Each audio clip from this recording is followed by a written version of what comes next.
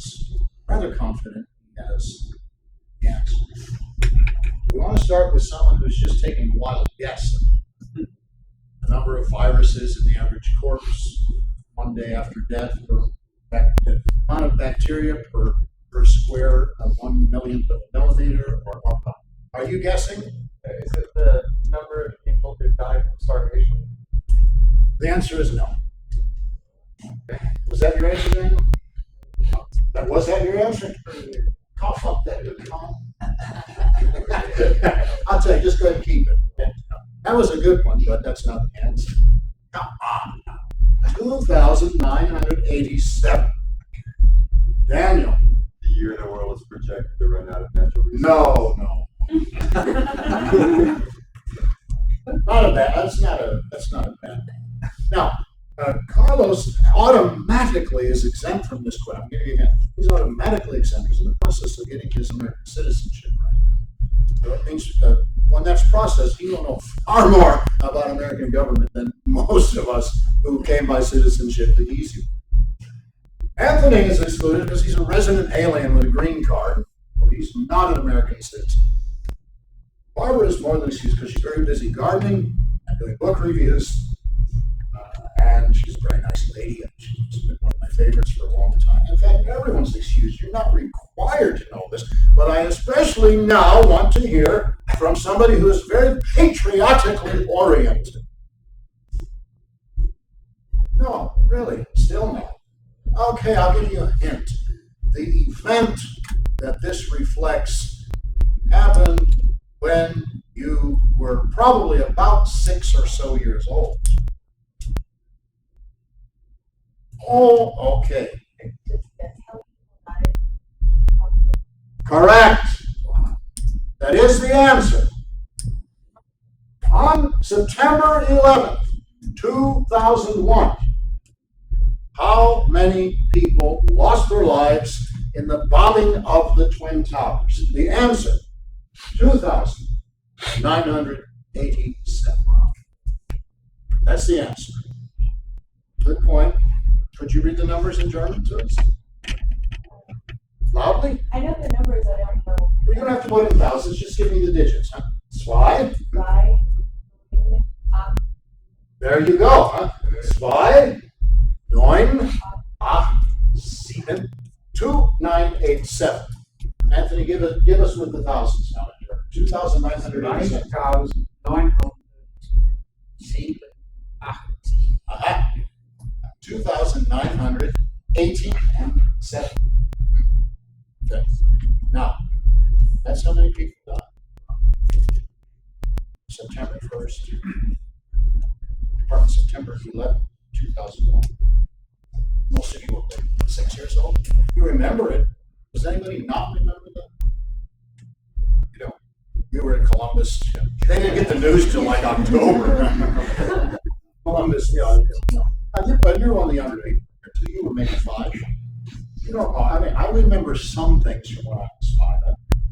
I remember the bombings of London. You're about 5. Yeah. But it's a very personal thing.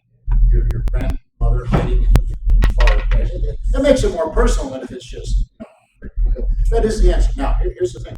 That is, of course, touted, perhaps rightfully so, as the greatest domestic disaster Americans saw. Now, I want to give you another number. It's approximately 11 times larger. So we put this on the board.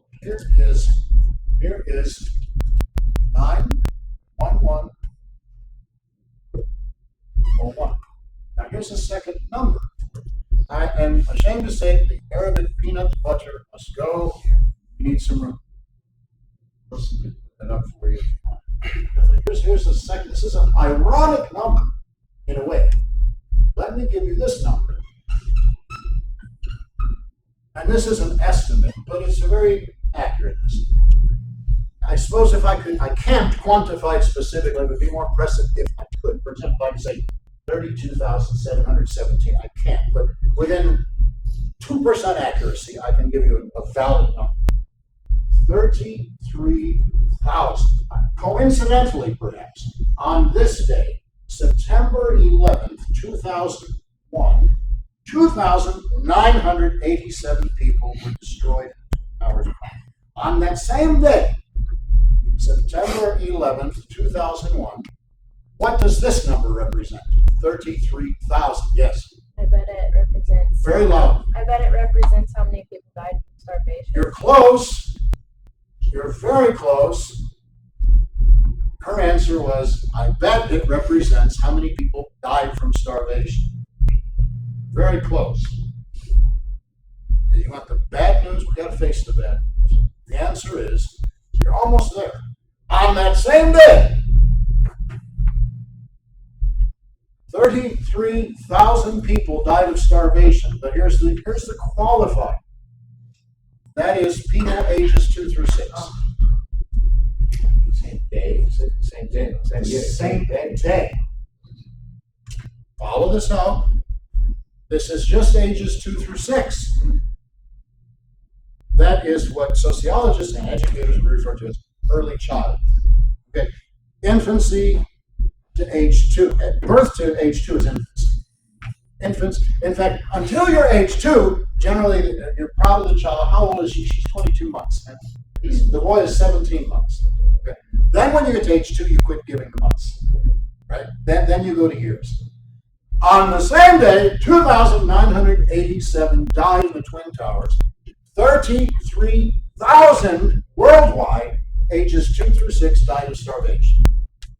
Now, let us go further.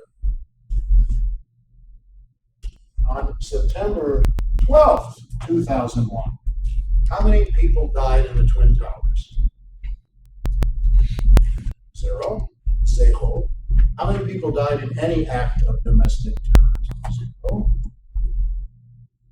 In fact, we've had a lot of zeros since then, and we're perhaps happy, perhaps confident, perhaps proud of how many zeros we've put up since then. But here's the question now. On September 12th, 2001, ages 2 through 6, how many people died of starvation that day? Answer, 33,000. I'm not going to use up all of the marker, but just indulge me for a moment. On September 13th, we posted zeros in the terrorism column. On September 13th, 2001, how many ages 2 through 6 starved to death? Answer, 33,000. Now we'll do the math. So Colin is very good at math. Several of you are very good at math. I'm on CASCO, ACT. Math I took ACT, not SAT. I'm very old.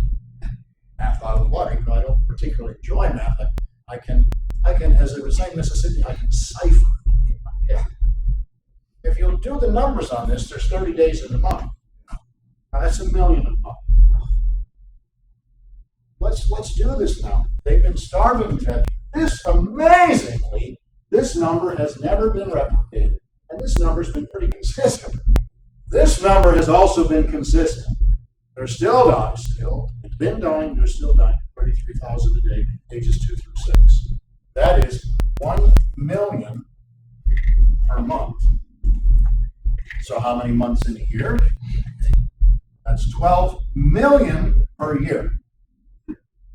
How many years has it been now? Let's just estimate it at 13 years. Do the math on that. Let's just round it off a tad on the underestimating side, 150 million. How many children, ages 2 through 6, have starved to death since trade towers collapsed? The answer is a slightly underestimated is 150 million. Now hold on just a second. You have to back up. We can say what got us from this to this and all these. What did we do in America? We have opened a new thing, the Division of Homeland Security. Kind of folksy kind of term, not domestic protection. Homeland Security. It sounds kind of quaint, actually.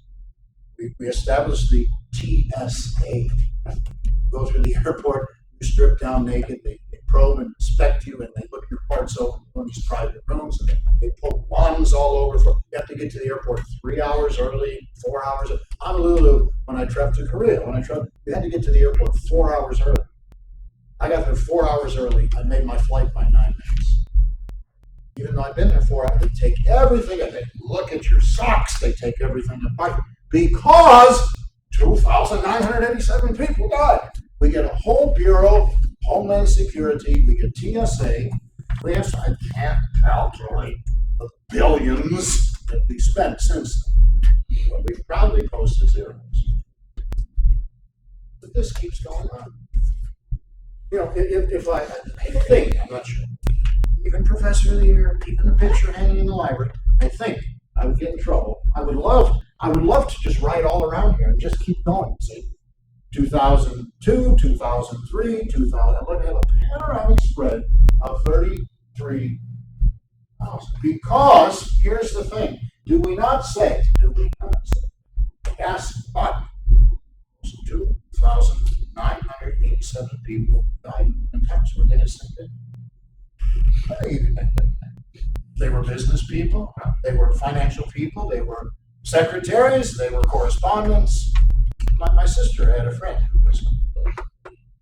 They grew up together, high school. They weren't close friends, but high school people, they're friendly, maybe not close friends.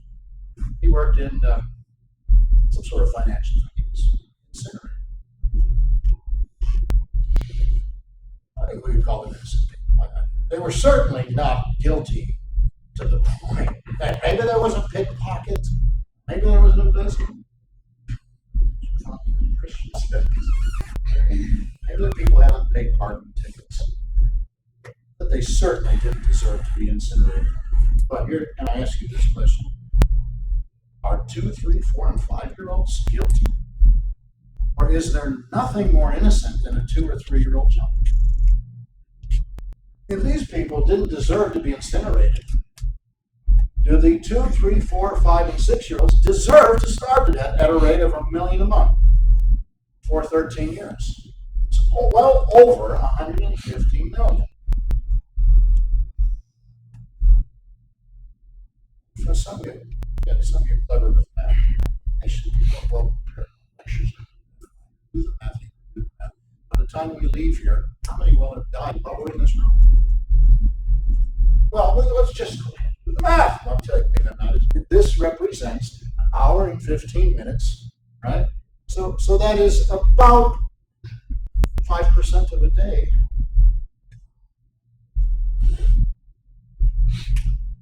Well, over 1,000 will starve to death during the time we're in the confines of this room. But from when you sat down and bit into your truffleized peanut butter supreme, by the time you leave, over 1,000 children around the world will have starved.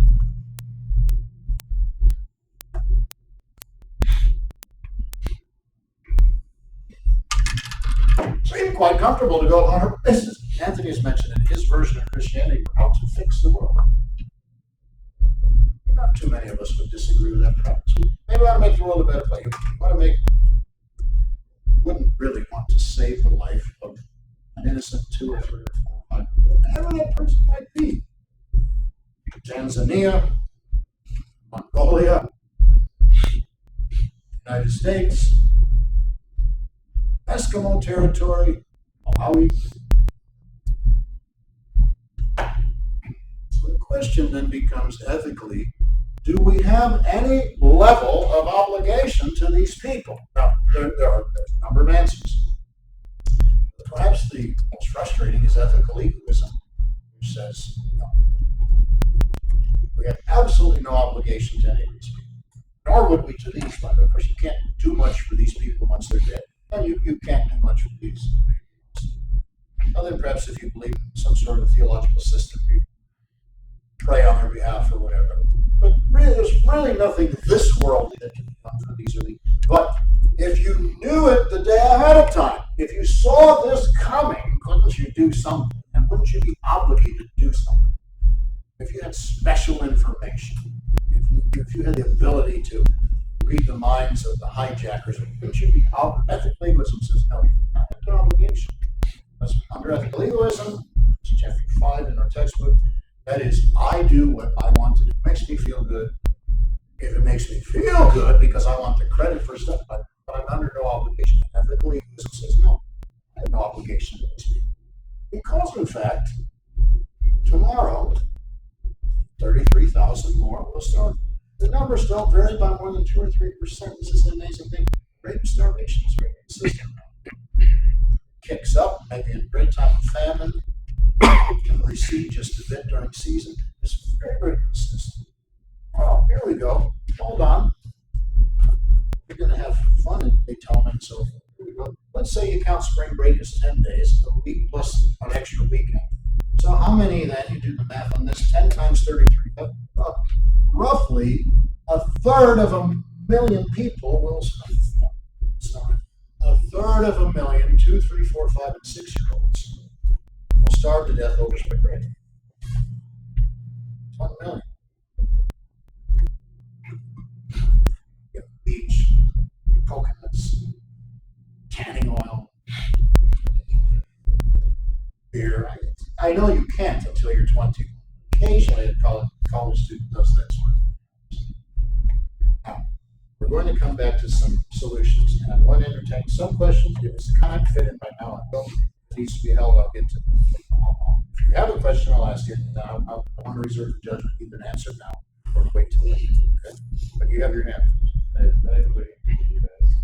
Yes, but the U.S. accounts for just a tiny number.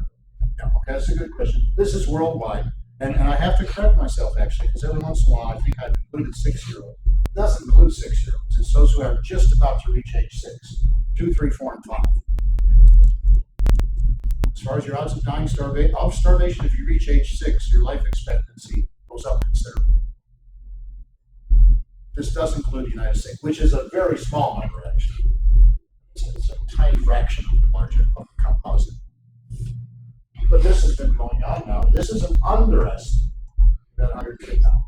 Wait a minute. Why did we do so much about this, rightfully or wrongly, respectfully? I think I could say, we'll get an economist here, easily tens of billions. We've probably spent hundreds of billions if you count what's been spent on Homeland Security, TSA, economic impact. Easily tens of billions. Nobody could for a moment doubt that. I think it's several billion a year. Multiply that times 13 or 14 years, you're probably up to 100 billion. And we're not doing that. Okay, now, why are we not doing this? Emphasis points several things out. First of all, one option is this.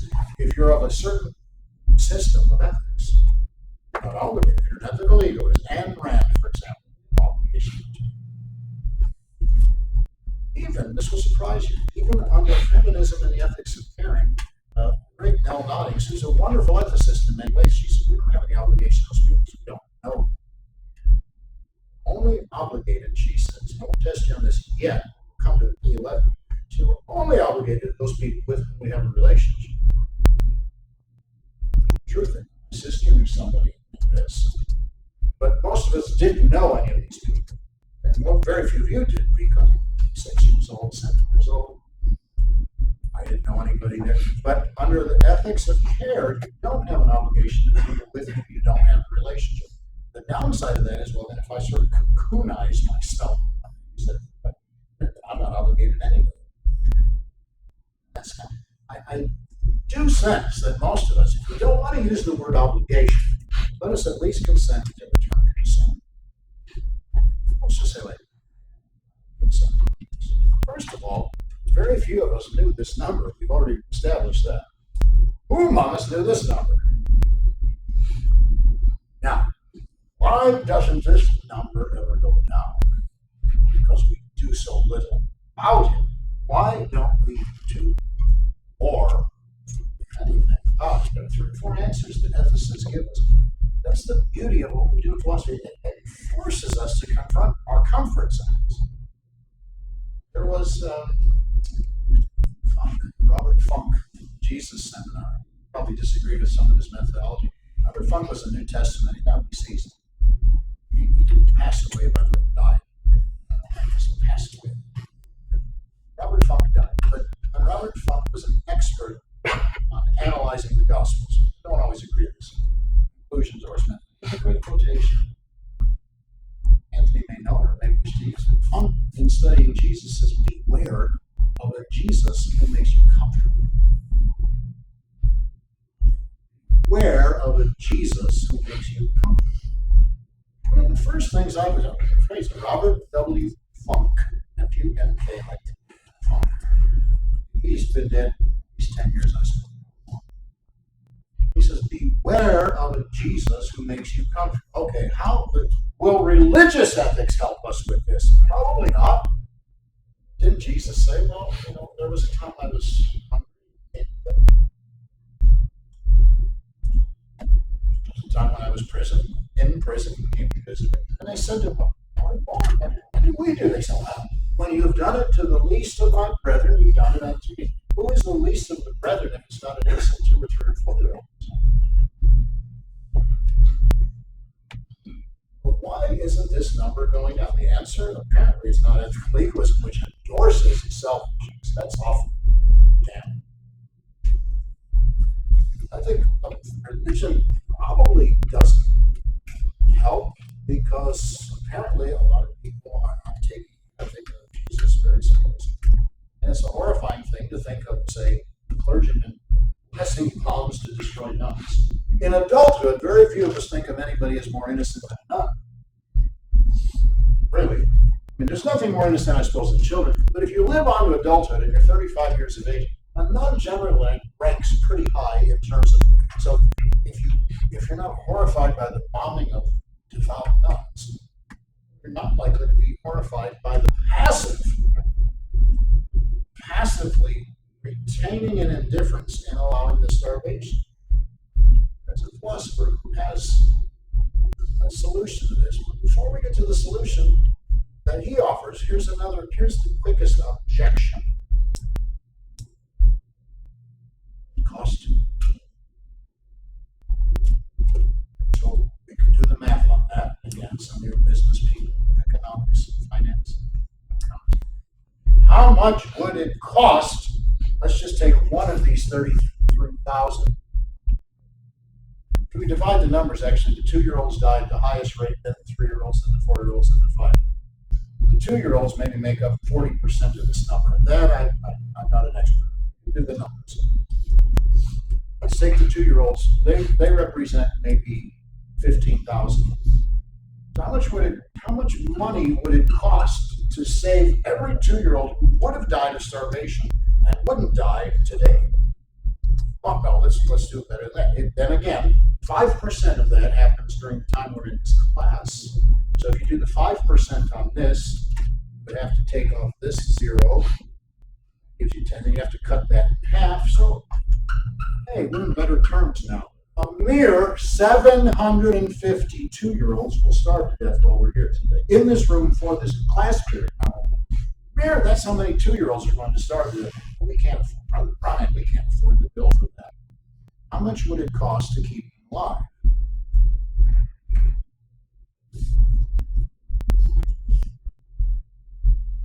About 30 cents per 2. Do the math. 30 cents times 750. $200 and some dollars.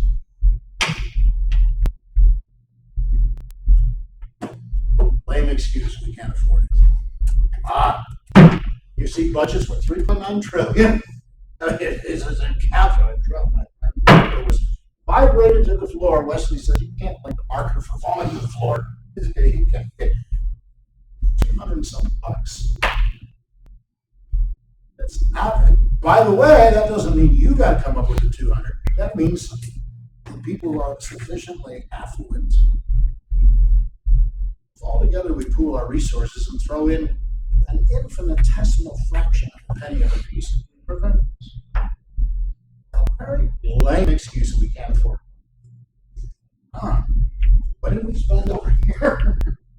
I haven't taken the time to do the math on this. I smell what's coming is the money we spent here would probably be enough to feed all of the potentially starving until Jesus comes. I want to use that phrase. Or perhaps halfway to the next millennium. Well, why can you feed the people so cheap? Because the money goes so far in the third world. That's where most of these people are dying. Anthony has been to Malawi. How much does a hardworking person make in the whole year in Malawi? Any rough idea? $100 for a whole year. There you go. Maybe even, let's say he's a big shot, makes $300 a year, 80 cents a day. That's all it takes. Maybe not. He may not make anything. That's the point. But Africa, Malawi is over here. Where is Malawi? Right here. It's just between Zambia and Mozambique. It's a narrow nation. A person who does have a job makes less than $1 a day.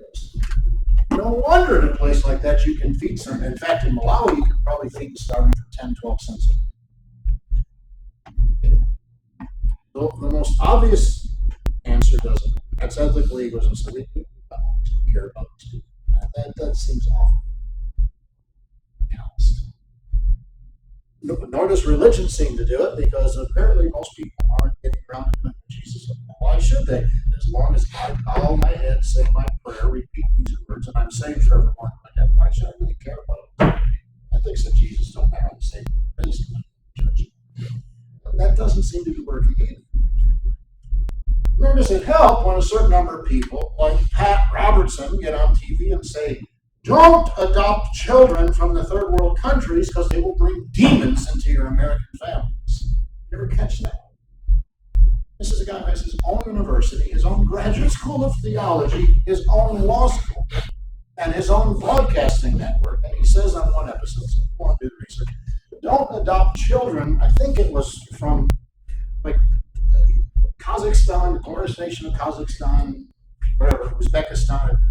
He said, don't do that because those children have demons in them. And bring them to America and they'll get in your home. Now that's religion gone mad. That's beyond it. Ethical egoism isn't solving the problem. Religion isn't solving the problem. The excuse that we don't have enough money isn't solving the problem. Here's the real beast. This is a very keen observation. I owe this to a man who lives in Utah. Anthony and Barbara had been to the Yale Music Department at Illinois University. There's a philosopher there by the name of Milan Jr. I owe a lot of these observations to him. You can look up his piece if you want. I'll maybe prepare a handout at some point. He makes this observation. It's very good, very keen observations. Test.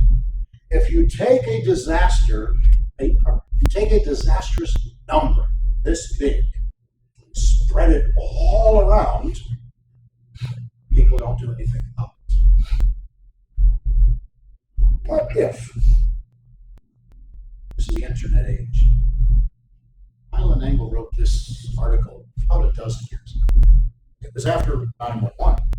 So he reflects on this, but not much. It may be written 02, somewhere around. What if? Okay, here's the roadmap. Oh, Brother Brian will put his glasses on here, and we're here in Evansville, okay, right about here. What if, by train, by plane, by boat, by camel, by back vehicle, what if we could go all around the world, and in one town, somehow, this is horrible to think of, in philosophy, it often takes an extreme analogy. But if you and I, University and the National Guard, we took the TSI, take one day off and come help us. Forget about frisking people's toenails. Come and join us just for one day. Let's go all around the world by plane, by boat, by pack mule, by cart, by rail, and let's gather up 33,000 children, Asians, Africans, Aleuts, Central Americans, 2-year-olds, 3-year-olds, 4-year-olds, 5. Let's gather them all up into one city and then sit back and watch them starve. And let's film it. Let's video. Let's put it on Google, on YouTube. And then at the end, let's have a link where anyone who wants to can donate.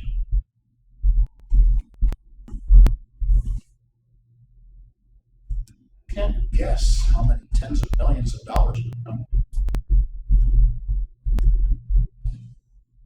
Can we envision going all around the world together 33,000 2, 3, 4, and 5-year-old levels of both genders, Asian-looking children, African-looking children, European-looking children, Caucasian. Can we imagine actually doing that? It would be a horrible thing. The utilitarian might step back and say, it would be a bad idea if it got us to do this, because they're going to die anyway. But we wouldn't entertain doing something that horrible, even for the sake of turning this issue around. We'd say, no, once you've done that much issue, for God's sake, just feed them. It's 20, 30 cents. Well, I like to use this now. I've got to get more familiar with the geography of, actually, I know Indiana, I know where Fort Wayne is. I pass, when I drive to Fredericktown, I pass through Cape Girardeau, Missouri. Population 33,000. For example, Joplin, Missouri, 33,000 people. I think Beloit, Wisconsin has about 33,000. Was once president of the college. What if instead, because it's a horrible thing to gather 2, 3, 4, and 5-year-olds, what if, for example, one morning when I drove through Cape Girardeau at 5:30, all 33,000 people had died that night of starvation? The answer is, things would come. First of all, we'd investigate what happened. Well, when we realized that many people died, if I could take the population of Joplin or Cape Girardeau, spread them all around the world, where they die 2 or 3 or 4 here and there, here and there.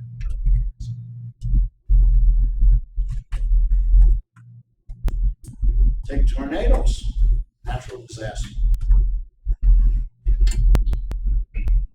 If one tornado kills 200 people, more relief money will come in than if 10 tornadoes kill 20.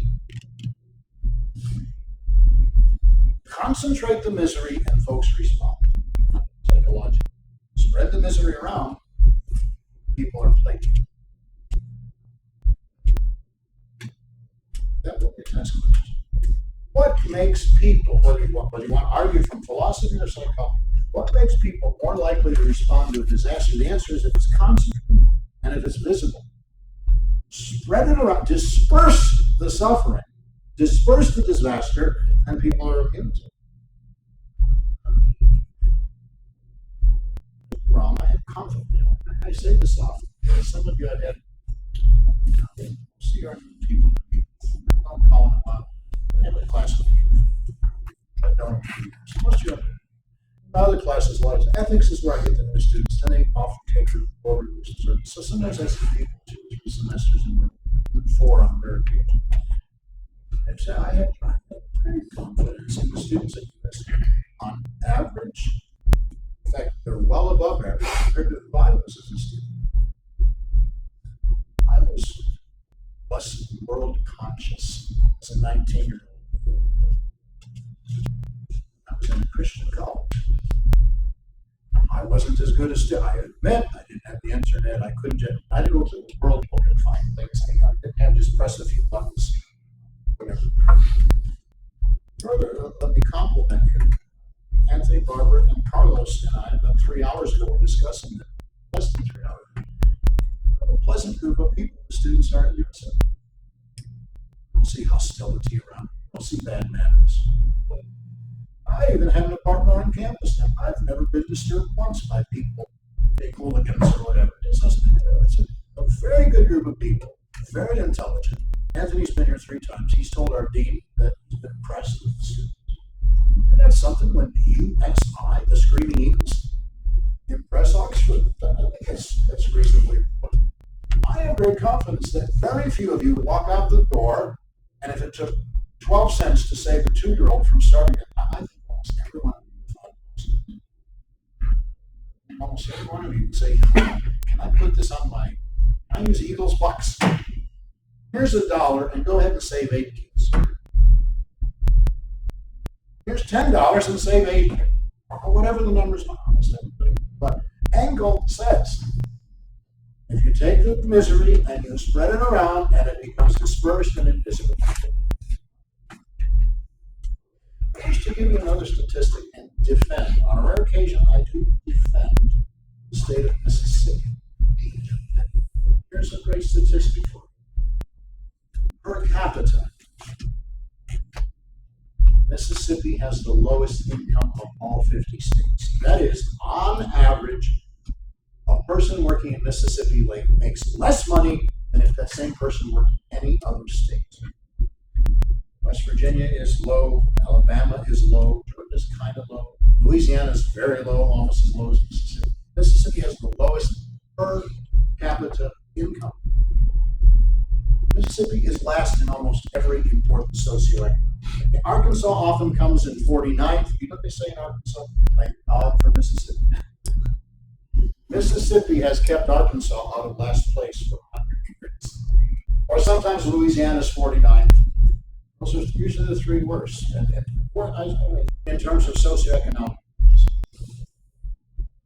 Let me give you one for Arkansas.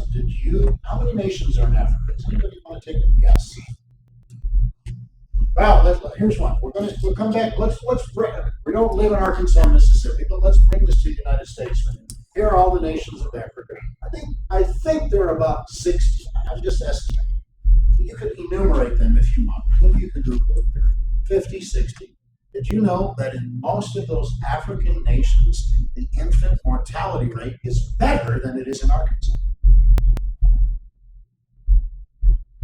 Arkansas has a worse infant mortality rate than the majority of the nations of Africa.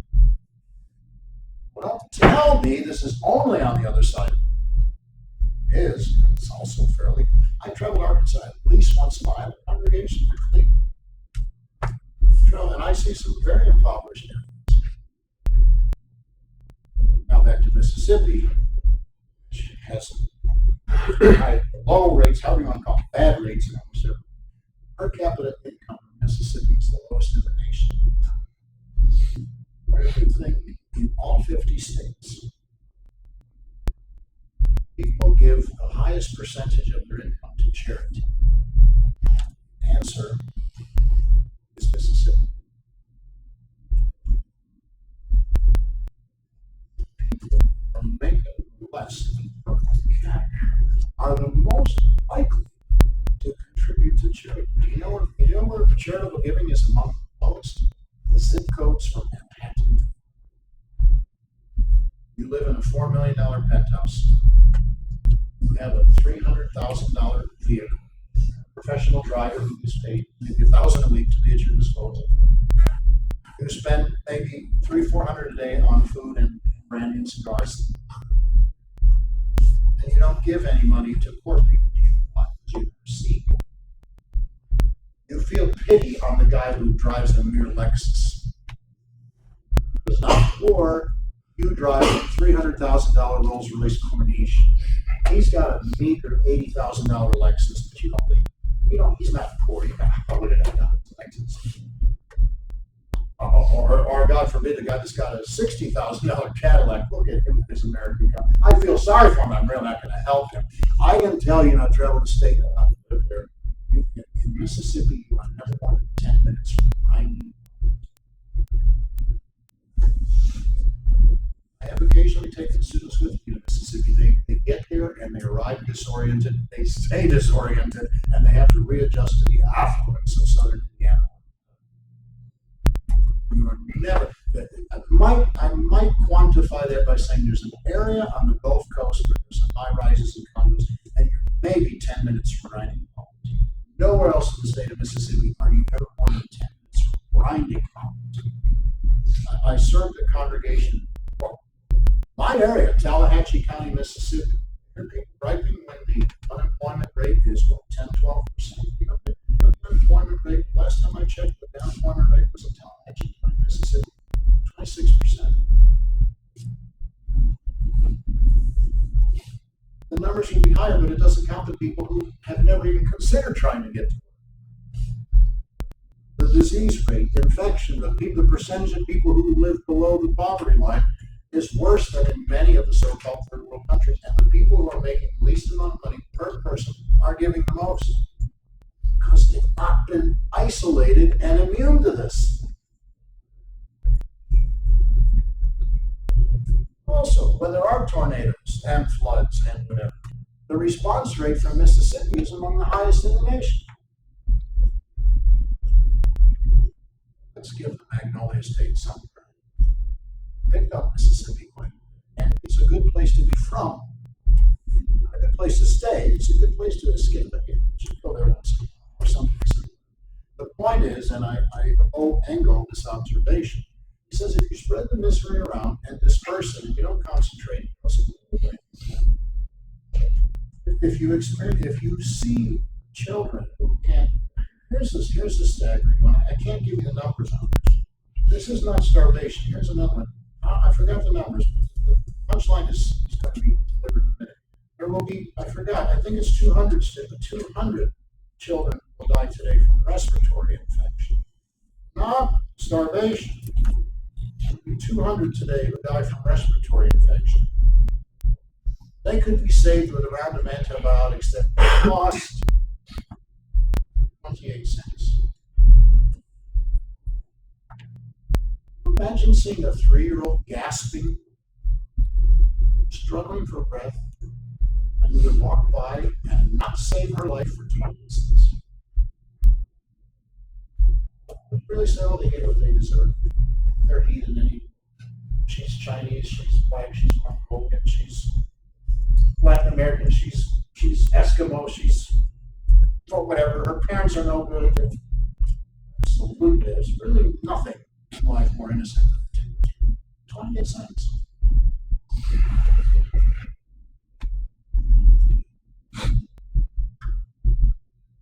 So what is I'm not sure I have a solution. Is that turn to Peter Singer. Peter Singer. Ultra liberal fellow. Sometimes we need those to shake us up. Okay.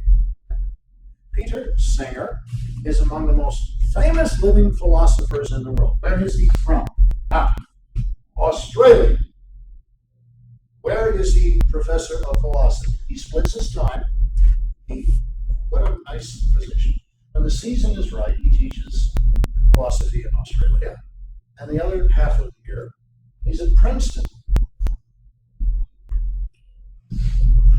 Princeton is generally considered among the 3 or 4 best universities in the entire nation.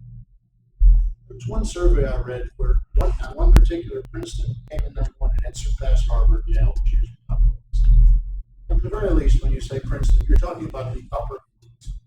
There are only maybe 2 or 3 universities that surpassed Princeton. Peter Singer, when he came to Princeton, a number of people rejected because his ideas are so radical. But he was not kept out because Princeton is a privately operated university. People said, America can't pay to hire this guy. America wasn't paying to hire this guy. Tuition, the endowment of Princeton was paying to hire Peter Singer. What is Peter Singer known for? See him again in April. He's known for 2 things. He's known for his views on animals. That's where he's more controversial. He got a separate lecture on where do animals fit in this. Food source, entertainment, recreation, are they moral beings, are responsible? It's a separate lecture. We can't get to them until we've covered Kant, as he informs us. So that's the other half of what Peter Singer's known for. The other half of the other remaining half, perhaps the first half, of what Peter Singer is known for is what he calls his solution to world hunger. So there is an excerpt entitled The Singer Solution to World Hunger. Peter Singer says, here's the solution. Now, is he a radical? Most of what he's considered a radical about is his animal rights issues. But this other might still be considered. Singer says, here's the solution. Every one of us who lives comfort, not super luxurious, every one of us who lives comfort, must make this decision. Every one of us must decide, what does it take to live reasonably? Neither a bare existence nor a luxurious opulence. What does it take to live reasonably where you are? Now, that's going to vary. I mean, if you live in Mississippi, I can take you to places in Mississippi where you can buy houses for $7,000, $8,000. Not even 10, 12,000. Buy quite a nice house for. And it's going to cost you more if you live, say, San Francisco. It might cost you $300,000, $500,000. And in Phoenix, maybe 200,000. And in Evansville, maybe 117, whatever. Singer, then you got mortgage payments, you got automobiles, you got groceries, you got big premiums on insurance. Singer says you decide what does it take to live comfort. Not comfort, reason. What does it take to live reason? Neither luxuriously nor punitively.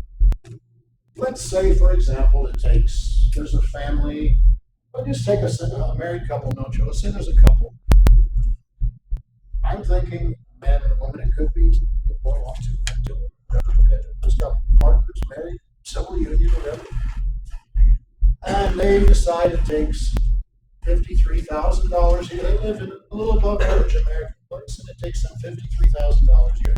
Reasonable car, reasonable home, reasonable utilities, insurance premiums, and so forth. And they make $77,000 a year after taxes. Income first, the government think they can get it out. So Singer says, well, that's the answer. They give $24,000 to help to alleviate, not to the neighborhood, to alleviate. If that same couple made $177,000, then they give $124,000. If that same couple made $54,000 a year, then they give $1,000 a year. Now Singer says, I have a solution, and he extrapolates the numbers and says, we'll solve, within a year, we will solve this problem. In fact, less than a year. We will defeat this problem in less than a year if on a voluntary basis, people adopt this policy. Now, you might think, well, I don't imagine myself making this much money right now. Maybe you work on campus, or maybe you have a big job. $7.50 an hour. What did you make at the nursing home in Columbus? Yeah, $7.25. Right? That's kind of sufficient. So you're not even near this range. In fact, some of you, honestly, at this point in your life, you might get behind the 7.5. Yeah. A lot of people on this campus, I had feeble attempts at using starvation. I'm tossing bananas and passing out pulverized. I do a little more, obviously, but here's an amazing observation from Singer.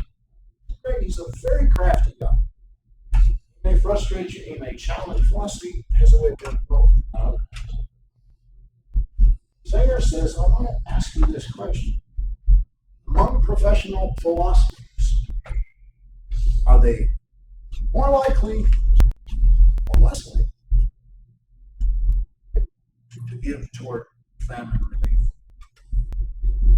In other words, if you take a guy who, let's say a guy who works here, in here, I make my money in Unitarian churches, I'm selling chocolates. I come in here for, it's reasonable, but I'm not full time, I don't have a benefit, but let's take somebody who works here full time and makes $60,000. And let's take a guy who's an electrician and he makes $60,000. Now let's take a guy who is an accountant and he makes $60,000. Of the electrician, of the accountant, of the philosopher, each of them makes $60,000 a year. Does the philosopher give more or less? Actually, it's the same. The percentages are something is really not working. If we study ethics and teach ethics, are doing either more or less than the electrician or the accountant. Now, they're not bad people. They're probably not as informed about this. No offense to electric, just like the philosopher probably doesn't know how to rewire that switch. The electrician comes in, he can throw the breaker, he knows what to do, but that long screw comes and changes it. The philosopher's scratching you, what is the meaning of electricity? We're not picking on or plumbers or car salesmen or mechanics. The point is, philosophers are well informed, and on average, they're not doing what that's involved. And if you take the New Testament teaching and get to the ethics of Jesus, the more one knows, the greater the sense of obligation. To whom much is given, much is required.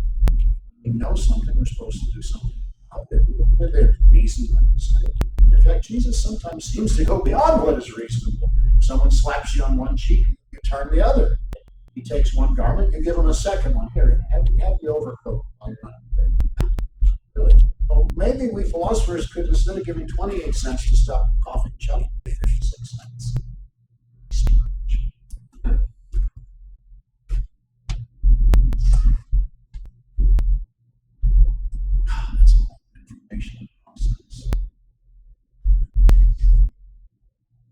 responses, questions, actions.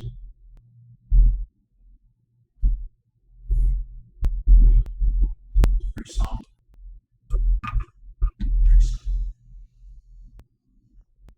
We'll wait to end before we go off to spring break. I will tell you, I had students week. If you need to leave now, I'm not. May feel embarrassed, you need not.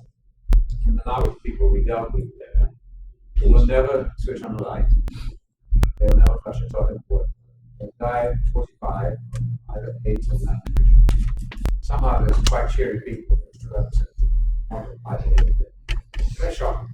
Everybody's here after the same. Most of them were much of I like change. If you can't get to Malawi, at least get to Mississippi.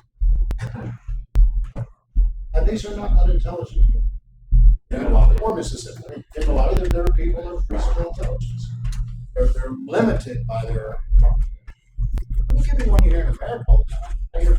I'm sensitive, for example, to people in inner city situations. I'm in the city of St. Louis. Because they just go so and get a job. Realize how much money it takes. Why don't they drive? They don't have a car.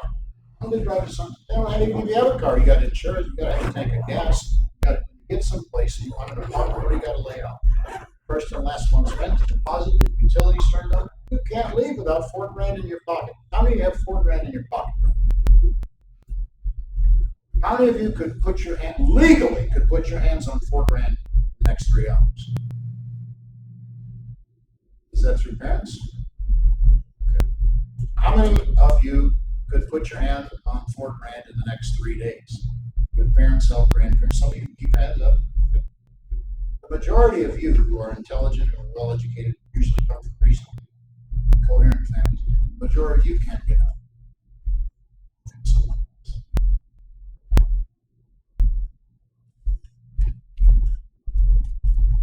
Philosophy and ethics cultivate some caring. And you'll, in the next 34 years, do a better job than I've done since I was. Maybe that's what you see if you're 18 years old. We have 3,177 weekends left. Some of those 3,177 weekends